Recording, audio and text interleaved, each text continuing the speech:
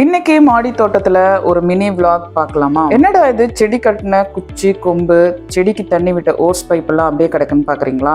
நேரம் கிடைக்கலங்க, எல்லாத்தையும் எடுத்து வைக்கணும். பலவிதமான காய்கறி கொடிகள் மேல கொடியில படர்ந்து பச்சை பசேர்னு காட்சி அளித்தது. இந்த மே மாசம் வந்தாலே எல்லாம் அறுவடை முடிஞ்சு காஞ்சி போச்சு. அதெல்லாம் நம்ம தானே கிளியர் பண்ணணும். அதுல ஏகப்பட்ட பூச்சி வேற.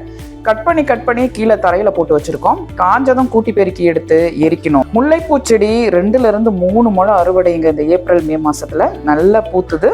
அதை பூத்த இடத்தெல்லாம் முனையில கட் பண்ணி சாஃப்ட் ப்ரூனிங் பண்றேன்.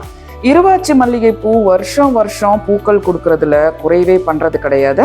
எப்படி இருக்குது பாருங்க இந்த இருவாச்சி மல்லி. இதை நான் கடைசியா எப்படி கட் பண்ணிடுறேன்னு பாருங்க. ஏன்னா மழை நல்லா பெஞ்சிட்டு இருக்கு. நல்ல ஒரு ஹாட் ப்ரூனிங் பண்ணா இன்னும் நல்லா பூக்கும்.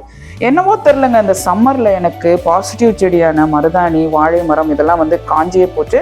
பல்லாவரம் சந்தை போறேங்க. பாய், அதுல செடி வாங்கிட்டு வந்து வைக்க.